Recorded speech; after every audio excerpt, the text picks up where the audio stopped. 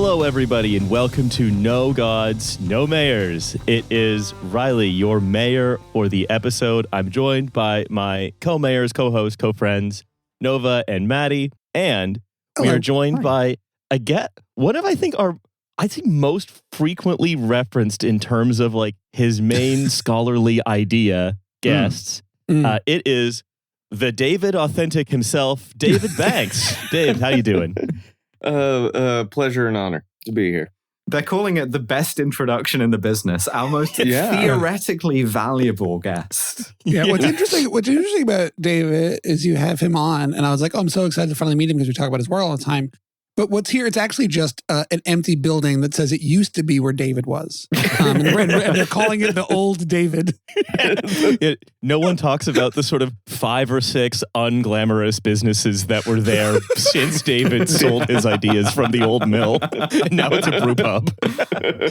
Yeah, we are going to be talking today about a mayor who's been on my radar for a while. A lot of people didn't know he was mayor. Like, if you just knew him from his presidential primary candidacy, you would think John Hickenlooper is the fracking Democrat. Yeah, but he had a niche in America because most people are not Coloradans. I believe that's been proven experimentally. There actually is there's a replicability crisis on right now. Actually, in November they haven't worked it out. They can't replicate that one. My new book, 1 Billion Coloradans. It's the same cover, but all the stars are clustered into one rectangle. So the thing is, Colorado is a very municipal state. I think we're learning Extremely. It's a very municipal it's the state but that gave also, us Glant, most notably. Yeah, it gave us Glant. It gave us Soapy Smith. It's got Soapy Smith. There's that one town that was like, what if we don't pay for streetlights anymore? They really got it all. Yeah, so the other thing is, right, the reason John Hickenlooper is interesting is that as mayor of Denver, in his career running up to be mayor of Denver, and as mayor of Denver, he basically, and we're going to get into this in the main segment, invented the form that gentrification takes in second and third tier American cities. Oh shit! I live in one of those, but not American. Yeah, let's see if you recognize it. Yeah. Let's see if you recognize the sort of hallmarks of Denver's gentrification from the 80s and 90s in even like British cities, like places like Sheffield or Glasgow. I try to think of the world as a sort of a big America. Again, I think at minute 1, we've invented Coloradan irredentism, right? Where the entire world is just like inside every human being is a Coloradan trying to get out. Synecdoche, Colorado. Oh, that's so big. The Coloradan Defense Forces come to your town on a civilizing mission, and 4 guys hold you down and zip you into a gilet. Well, it's the Emirates are supporting the Coloradan Defense Forces. The Saudis are actually supporting the Colorado National Guard. Getting on a $2,000 mountain bike at gunpoint. Well, they call that a guy sitting on the back pegs of a very expensive mountain bike holding a shotgun. They call that the Colorado Technical. However, before we get into our main segment, we have what has transpired to be a very hefty little segment we call Municipal Roundup. Yeah.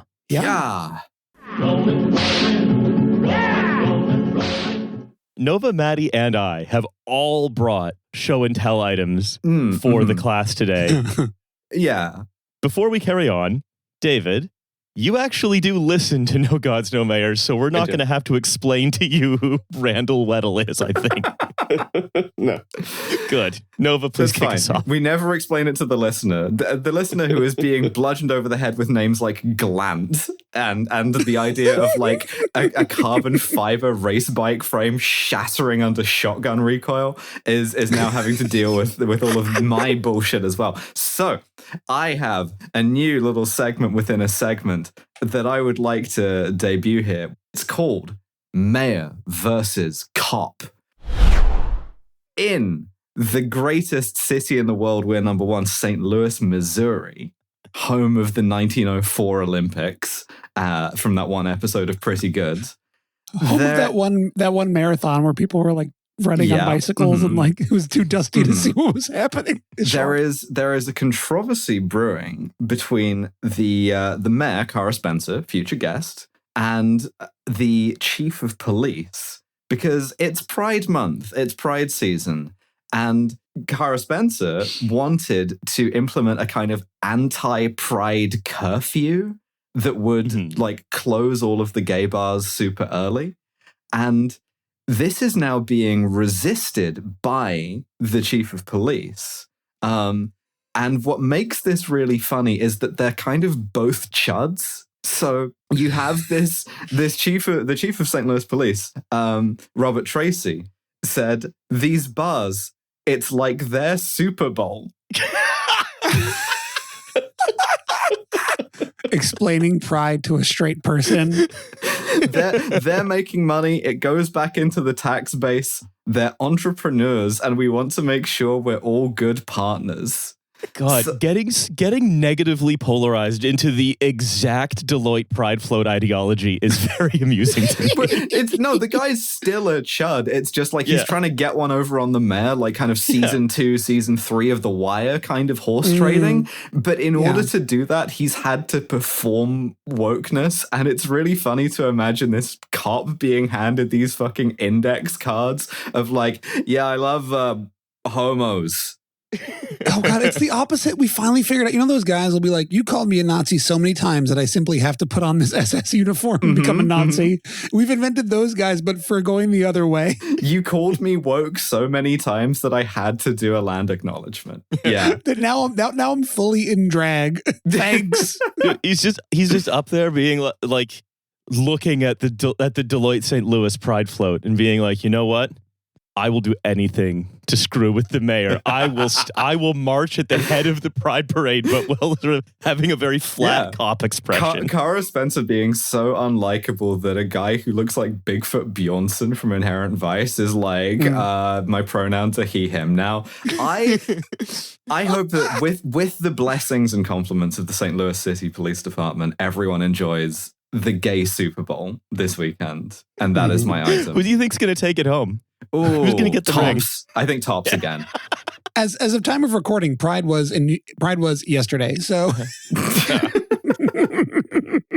I hope everyone enjoyed the gay New York Super Bowl. Yeah, the real Pride Month, Black History Month, but Super Bowl one day. Yeah, that's a really good point. That's a really good point. It should be Super Bowl month.